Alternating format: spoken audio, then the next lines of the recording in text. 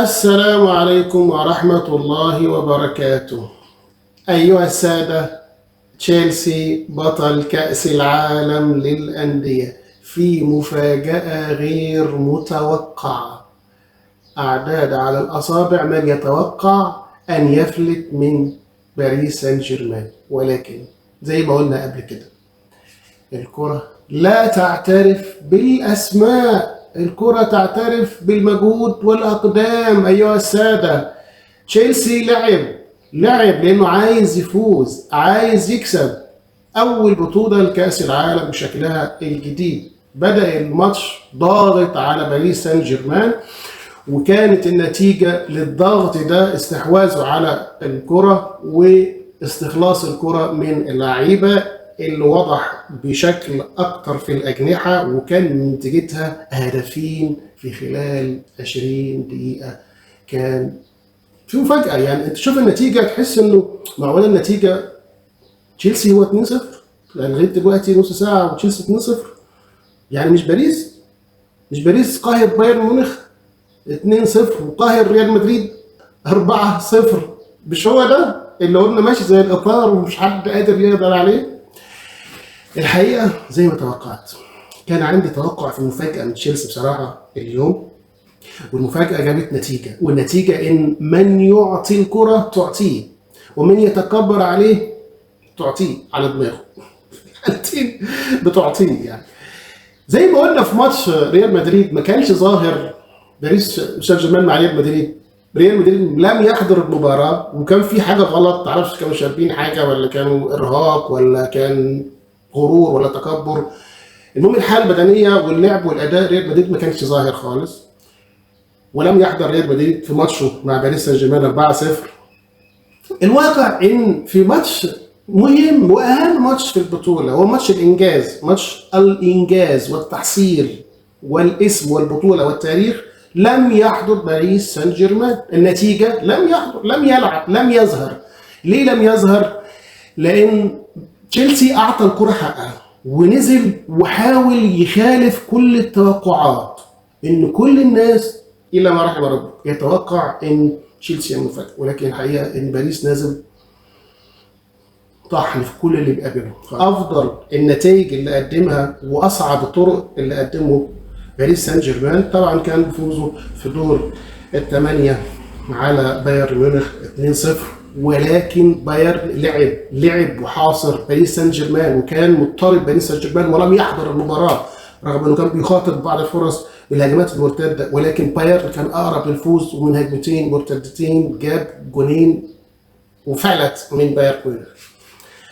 اوكي، قلنا هيفلت من ريال مدريد. جاء ريال مدريد في دور الأربعة ولم يحضر، لم يتوقع الاستاد كل جمهور ريال مدريد ولم يحضر ريال مدريد. اللعيبه الاسماء لم تعطي، ارهاق، حراره الشمس، رطوبه، غرور، ما تعرفش، لم يحضر. كانت النتيجه 4-0 ثم الصعود للنهائي لملاقاه تشيلسي. الاسم اللي ما كانش ظاهر ولا احد يتوقع من بدايه البطوله وفي نصها وحتى في الدور 16 والاربعه والنهائي حتى ما كانش يتوقع ولا ظاهر اسم تشيلسي نهائي.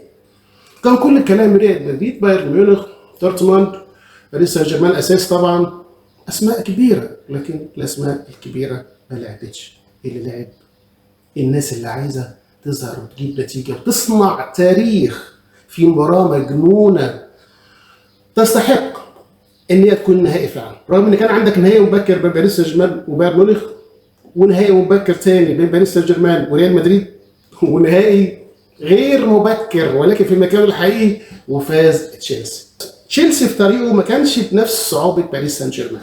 ازاي يا سادة؟ تشيلسي في دوري المجموعات فاز على لوس أنجلوس واتهزم من فلامينجو في مفاجأة كبيرة 3-1، ورجع فاز على الترجي 2، وفي دور ال16 فاز على بنفيكا 4-1، وفي دور الثمانية فاز على بالميراس 2، وفي دور الأربعة فاز على فلومينينسي 2، وحضر النهائي في مقابلة باريس سان جيرمان. كل الناس منتظرة باريس سان جيرمان ينزل، يقول لك بطل أوروبا، بطل الدوري الفرنسي، بطل كاس فرنسا، بطل الابطال، بطل السوبر الفرنسي. بيقول لك اي بطوله دخلها باريس سان جيرمان السنه دي ما شاء الله لياقه واداء وخطط بيفوز. وكانت النتيجه مع التوقعات انه هو اللي يفوز، ولكن اراده الله كانت مختلفه. الاختلاف زي ما قلنا، اللاعب اللي بيبذل مجهود وبيجتهد وبيتعب وبيعرق وبيجيب فرص وبيحقق فرص وبيسجل الفرص وبيفوز، هو ده اللي بيكسب. اتنين لفتوا نظر النهارده في ماتش تشيلسي بصراحه.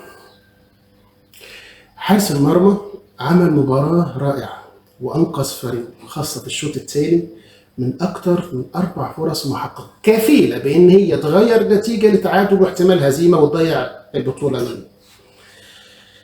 حارس المرمى بصراحه روبرت تشاينز كان سد عالي لتشيلسي وما ضيعش مجهود فريقه زي حراس مرمى تانيين ضيعوا مجهود فريقهم، بل واقف سد عالي انقذهم، وكان رد فعله عالي جدا. ويستحق فعلا روبرت تشاينز انه يكون احسن حارس مرمى في البطوله.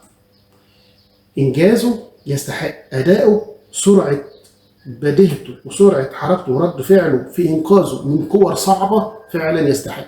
طبعا استحقها باستحقاق فريقه اللي فاز ببطوله كاس العالم.